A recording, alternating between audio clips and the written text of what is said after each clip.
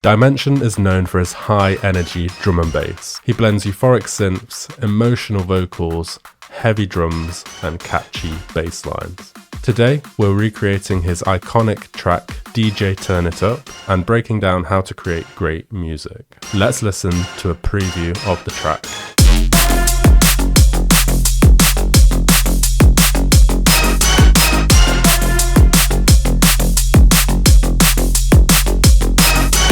We'll mostly be using samples and presets from my Dancefloor DnB sample pack. That's the second link down below. And then we'll be using a few samples from Splice as well. And if you want to follow along with ease, then download the free project template. That's the first link down below. If we could hit 200 likes on this video, that would be insane.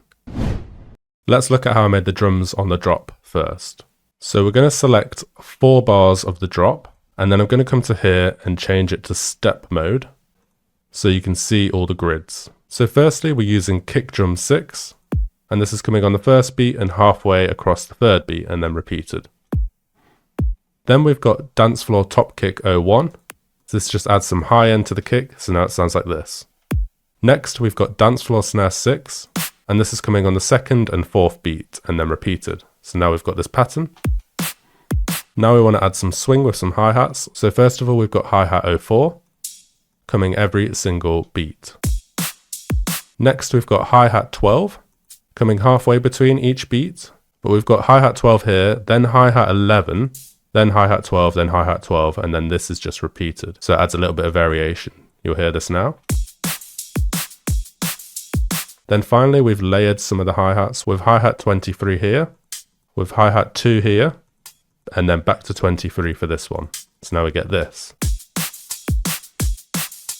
Finally, we've added a cowbell in the key of F, because this track is in the key of F, and this is just supporting the kick drum every first bar.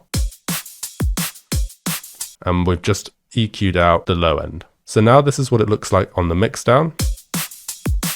You can see the kicks are going to the kick group, and the kick is the loudest element on mono. When you drag this, you get mono. The snare is coming in quite a lot quieter, but we've got a camel crusher on it on annihilate mode, which is really pushing it. And then we've got all the hi-hats here going into the hat group, and we can even make this a bit stereo if we want. And these hi-hats are coming quite loud because they're adding a lot of rhythm to the sound. And some of the hi-hats, like the first hi-hat, the one that was hitting every single beat, has got quite a bit of reverb on it in the reverb channel. So to do this, you just go hi-hat, click here, and then apply how much reverb you want. And then on the reverb channel, I've got a Valhalla room because I just prefer that, but you can use any reverb, and then you can EQ out the low end here. So we've only got mid to high range being reverbed because low end does not sound good. So we end up with this. Next, we're going to look at the basses. So I've split this into 4 different categories. We've got the first bass hit, we've got the support bass, then we've got the pulse bass, and then we've got the sub bass. So you can see I've nicely broken it down for you here. So the first bass is hitting here, the support bass is hitting here, the pulse bass is hitting here, and then the sub bass is hitting here. So let's start with the first bass hit. So it's just playing an F. So here's the preset, and this is what it sounds like. And we've just found it in the Dancefloor presets pack, which is part of the Dancefloor pack, and it's just the support bass 02. It does say it's called support bass, but I did go through all of them and this is just what sounded better. So don't be afraid to experiment with all the sounds. So it's just an LFO going into the level here with FM on it from B, so this level's all the way down, and then we've got the LFO going into the cutoff as well through A on M-Julo 12, and we've got -2 + 7 here, and then we've got some distortion, some compression, and a bit of chorus on it. And then in channel 22, we've got a camel crusher on it in British clean setting. We've got an OTT on it on 29%. And then we've got an EQ boosting some of the mid to high range. And then an EQ that's only activated on the drop that's cutting out the low end because we've got a sub bass underneath it. The reason why it's only cutting out in the drop is because we're using this bass in the build up and we want the low end in it. Then we've just got a kickstart 2, which is connected to the drum bus through here. I've got a tutorial on how to use Kickstart 2. I'll leave that in the description. And this is sidechaining the kick to the bass. And then the second sound is the supporting bass, which is this. And this is like an alarm. So to find the sample, I went on Splice and I just Googled a load of alarm sounds and see what I could get as a free download. And I couldn't really find the exact one that Dimension made because that would be pretty much impossible unless I got really lucky. But I thought this one sounded pretty cool. So I just chopped it up, made sure it was playing an F, and then slapped a load of reverb on it. So we've got a bass hitting on the first beat, a bass hitting on the second beat, and then we've got our pull space that comes in. So let's listen with the pull space now.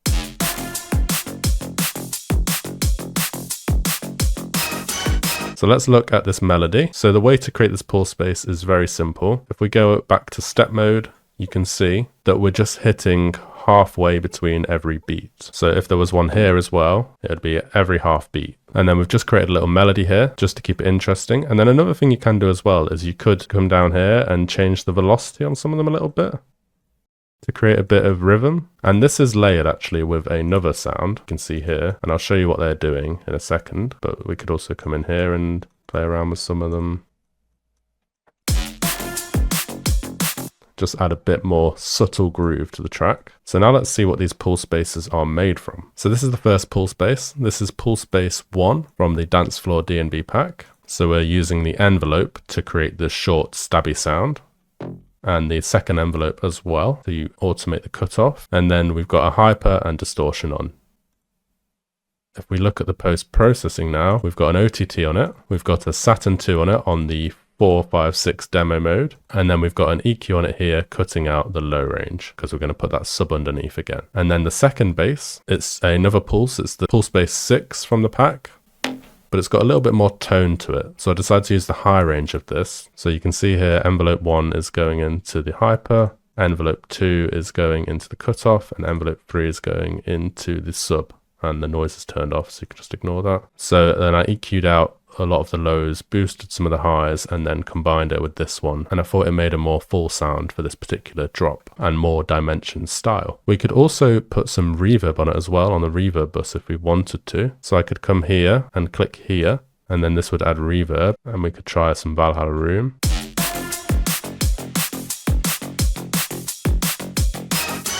And this just makes the sound hit through the mix a little bit more. And we've got the EQ cutting out any of the lows, so that's fine. So then this is just repeated, as you can see, for 4, 8, 12 bars. And then we've got a little transition section here, but we've also got this sub bass underneath. So let's introduce this sub bass. So to make the sub bass, I literally just copied this. So I copied all this across to a new channel here, and then I made all the notes sustained. So you can see it's exactly the same, but instead of little pluck sounds, they're sustained sounds. So let's listen first.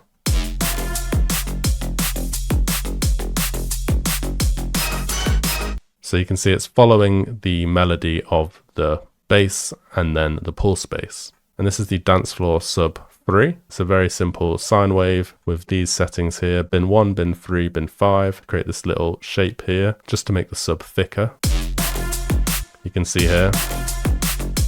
And then I've turned it down slightly just because I didn't want it to get too much in the way of the pull space. This is basically just there because it will sound great on bassy headphones and speakers, like on a club system, for example. And I've kept it sustained as well because I think that sounds slightly better than if it were to just match the pull space. But let me know in the comments if you think it should be just matching the pull space and why. So if you want to just check the mix down, all these are getting sent to the bass bus and all the drums are getting sent to a drum bus as well. And if I just press play, you can see them working together. Normally I would turn the bass down a little bit here, but I think I've got the mix down pretty good just by ear in this case, and it's not really necessary. And then I've got a limiter on the drum bus, stopping it from clipping, and I'm boosting it a little bit. And then G-clip, which is free on the bass bus, just stopping it from going over 0 dB and redlining. And then we've also got some parallel compression and parallel distortion activated just on the drop. So the compression, I've just literally picked a preset. So for the fruity compressor, I just picked the blower preset, and then you can just set the amount you want down here. And then for parallel distortion, I just used a fruity fast distortion, change the settings on here slightly, and again, you can send it here. So without these, the drums sound, and then with,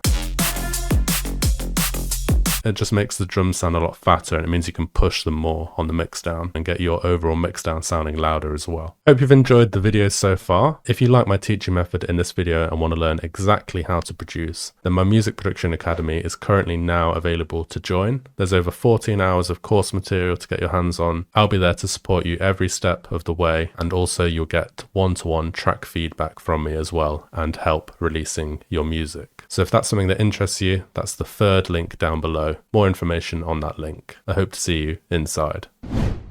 So now we've done the drop, let's look at how Dimension makes his intros. So this is the first 16 bars of the track. And you're going to be surprised here, it's so simple. So first of all, we've got all these claps. And because it's basically copy and pasted, again, what I'll do is select the first 4 bars and zoom in for you, and then go to step mode. So I've just used a few of the loops in the Dancefloor pack. We've got the intro clap 2, the intro clap 1 loop, and then a clap here, Dancefloor clap 3, and then we've got a effects, so effects 4, which is just me going, but it sounds pretty cool. And if I'm going to be honest, that's probably what Dimension did in his track as well. So let's hear what this sounds like, and then you can recreate this.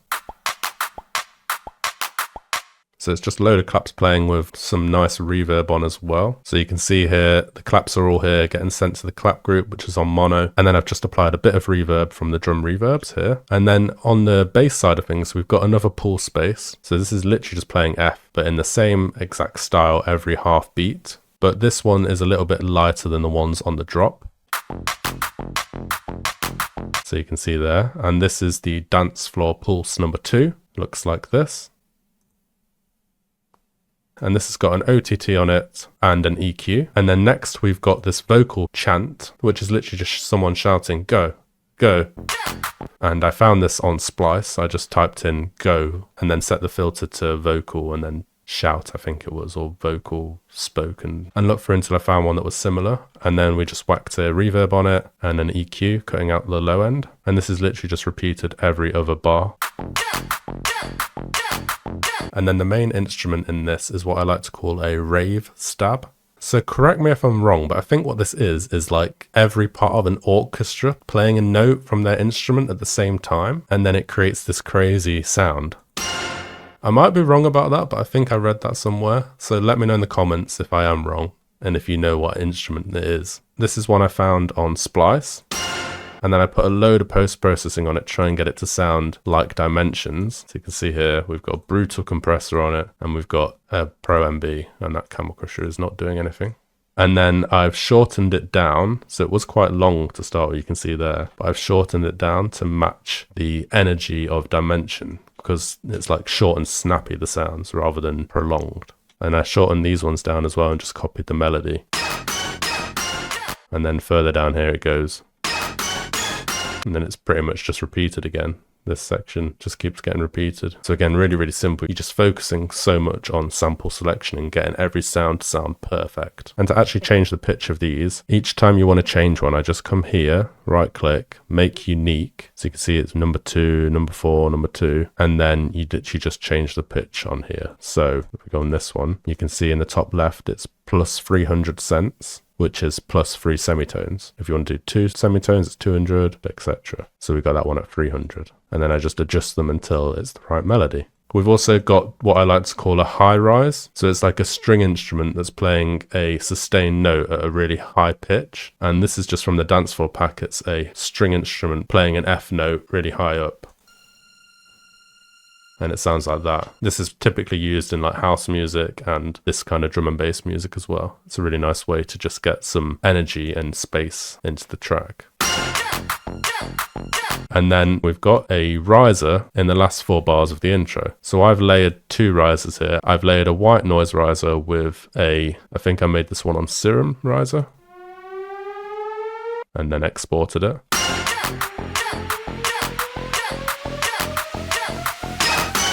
So we've got riser 1 and riser 2 there from the pack. And then the last thing in the intro is this crash. So this is just Dancefloor Crash 2. And in the last section, so in the last 4 bars, we have 1 hit on the first bar, the second bar, then 2 on the third bar, and 1 on the fourth bar.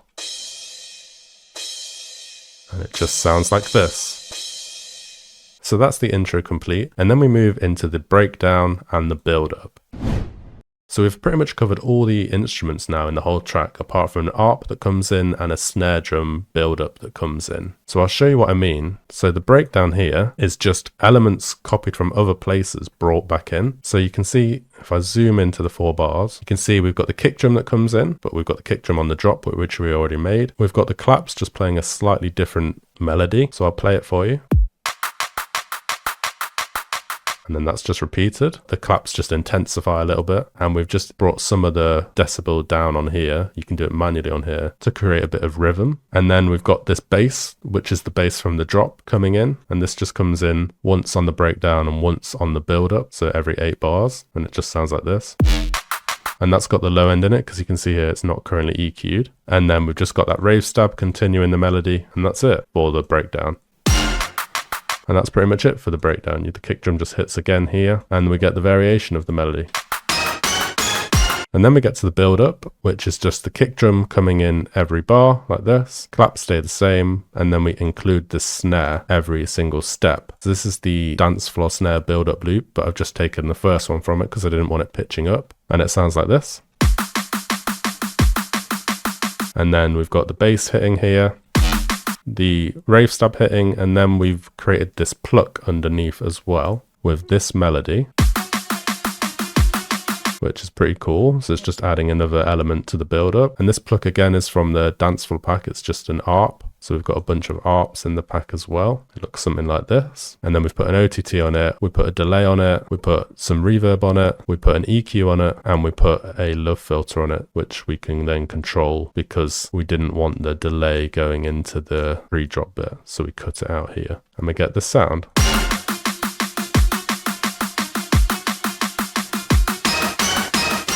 And then the pre-drop is literally just the rave stab.